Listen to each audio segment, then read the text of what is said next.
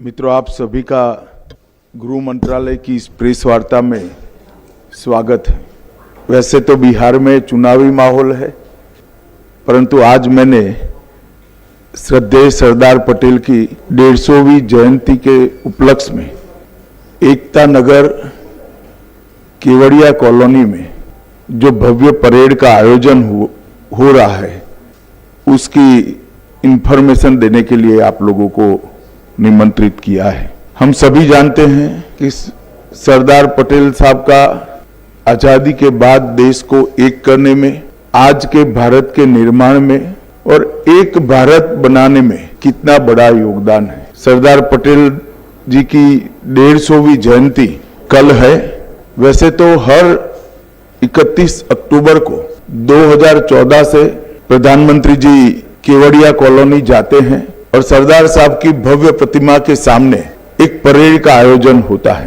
परंतु चूंकि ये 150वीं जयंती है, इस बार विशेष आयोजन किया गया है और गृह मंत्रालय ने ये भी तय किया है कि आज के बाद हर 31 अक्टूबर को इसी प्रकार की भव्य परेड का आयोजन होगा। ये परेड देश की एकता और अखंडता को सुनिश्चित करने के लिए जो सभी सेंट्रल पैरामिलिट्री फोर्सेस हैं और हर राज्य की पुलिस बल है, उनके सम्मान में आयोजित किया जाता है।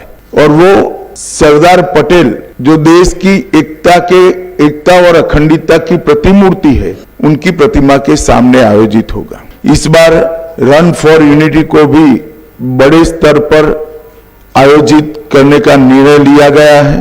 देश के सभी राज्य, केंद्र शासित प्रदेश, जिला, पुलिस स्टेशन, सभी स्कूल्स और यूनिवर्सिटी में रन फॉर यूनिटी का आयोजन हुआ है। उसके बाद देश का प्रत्येक नागरिक देश की एकता और अखंडता के लिए शपथ लेने का भी कार्यक्रम आयोजित किया गया है। इस बार विशेष 150वीं जयंती के उपलक्ष्य में एक भारत पर्व का आयोजन एकता नगर में किया है, जो 1 नवंबर से 15 नवंबर भगवान बिरसा मुंडा की जयंती तक चलेगा। और 15 नवंबर को जनजाति संस्कृति और उनके सांस्कृतिक कार्यक्रमों की एक भव्य कार्यक्रम के साथ इसका, जिसमें देश भर की जनजातियों के सांस्कृतिक विविधताएं, खाद्य परंपराएं, पोशाक की परंपराएं, शिल्पकला, लोक कला और संगीत का एक अद्भुत समन्वय बनाया जाएगा। हम सब जानते हैं सरदार पटेल हमारे देश के लिए एक व्यक्ति नहीं, एक विचारधारा है, एक पूर्ण देश को समर्पित व्यक्तित्व, जिसने आजादी के आंदोलन में न केवल एक प्रमुख सेनानी के रूप में भूमिका निभाई, गांधी जी के साथ रहकर आजादी के आंदोलन की संगठनात्मक रीढ़ की हड्डी सरदार पटेल बने थे।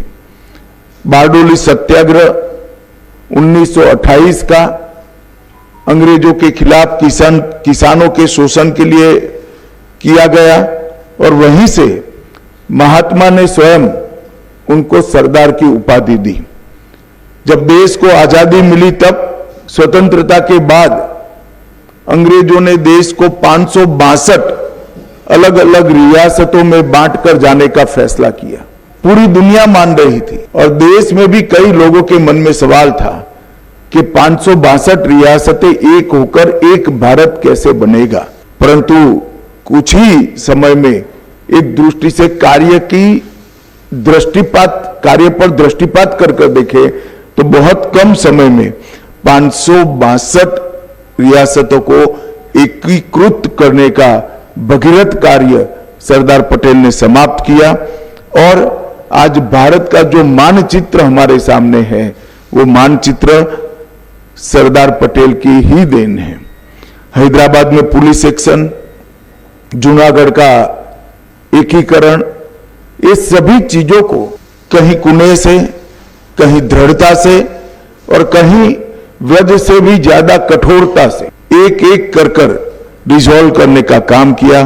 भोपाल हो, काठियावाड़ की रियासतें हो, त्रावणकोर हो या जोधपुर हो, हर जगह पे जो समस्या आई इसका निवारण सरदार पटेल ने किया और पाकिस्तान का जो प्रयास था पाकिस्तान कॉरिडोर बनाने का, उसको निरस्त करने का काम किया।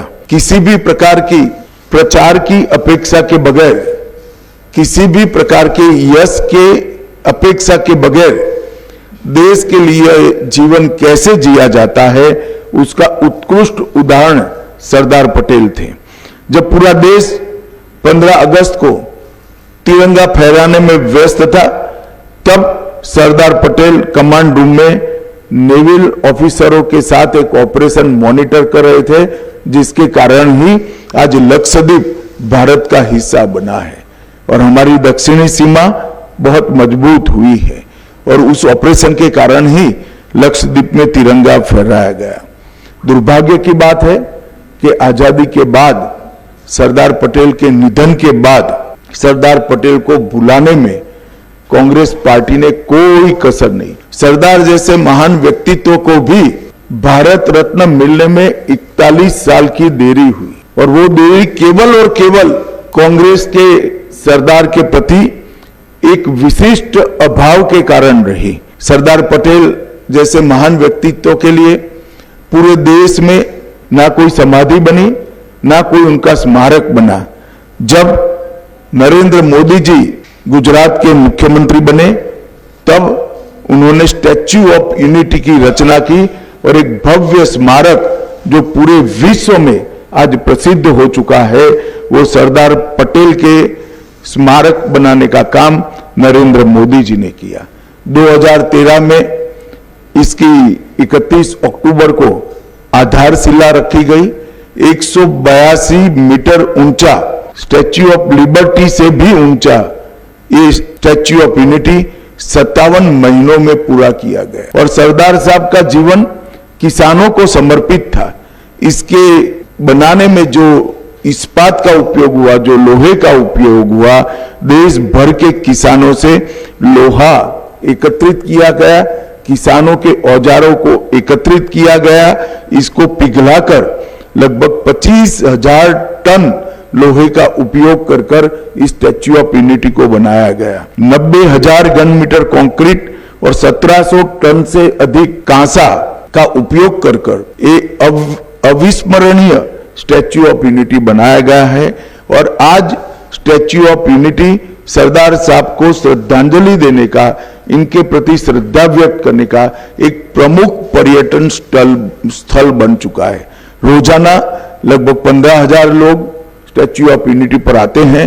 अब तक देश के 2.5 करोड़, देश और विदेश के 2.5 करोड़ लोगों ने स्टैच्यू ऑफ यूनिटी का विजिट किया है और एक प्रकार से भारत का एक इंजीनियरिंग मार्वेल के रूप में प्रस्तापित हुआ है। नरेंद्र मोदी जी ने इसके आसपास 14 प्रकार के अन्य पर्यटन आकर्षण खड़े कर पर्यटकों का एक प्रिय स्थल बनाया है।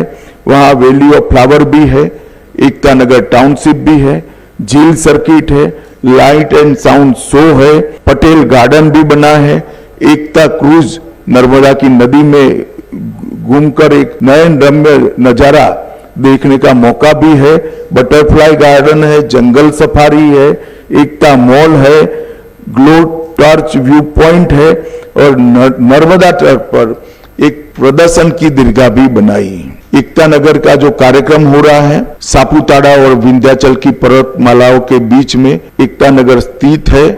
वहीं पर कल सुबह प्रधानमंत्री जी 7:55 को परेड की सलामी लेंगे। ये राष्ट्रीय परेड में केंद्रीय सशस्त्र पुलिस बल, कई राज्यों के पुलिस बल कौशल, अनुशासन और वीरता का प्रदर्शन करेंगे। इस वर्ष परेड के अंदर सीआरपीएफ के 5 शौर्य चक्र विजेता और बीएसएफ के 16 वीरता पदक विजेता भी शामिल होंगे।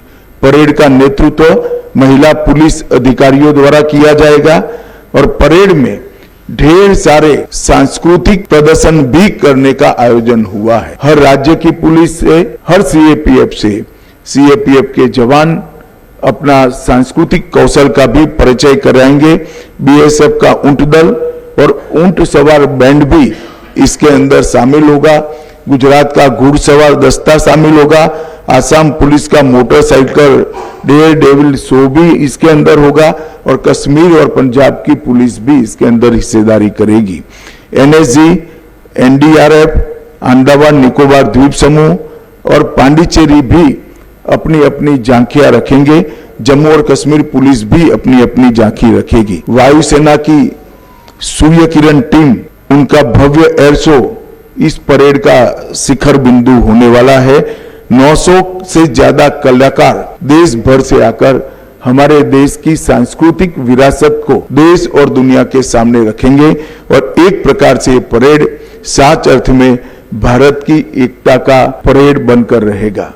एक भारत श्रेष्ठ भारत के कंसेप्ट को जमीन पर उतारने का काम करेगा और सरदार साहब की 150वीं जयंती के बाद अब हर 31 अक्टूबर को 26 जनवरी की तर्ज पर ही ये परेड नियमित रूप से मनाया जाएगा और हमेशा के लिए देश के युवाओं को सरदार साहब के सिद्धांतों को और सरदार साहब के देश के लिए किए हुए कामों को जानकारी देने का ये माध्यम बनेगा। मेरा सभी मीडिया के प्रतिनिधियों से विनती है कि इस परेड को ज्यादा से ज्यादा लोगों तक पहुंचाने के लिए आप मदद करिए और इस परेड के माध्यम से फिर से एक बार देश में एकता और अखंडता के लिए एक मजबूत माहौल खड़ा हो, इस दिशा में हम सब काम करेंगे। ये इंफॉर्मेशन देने के लिए ही बीच चुनावी माहौल में आप लोगों को बुलाया था, क्योंकि और कोई पॉलिटिकल बात हो नहीं सकती।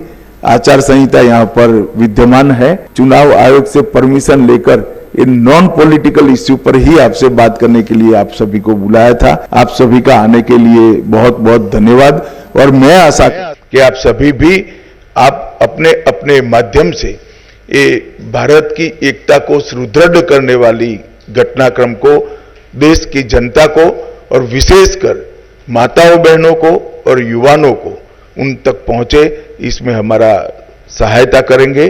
फिर से एक बार आप सभी का बहुत बहुत धन्यवाद।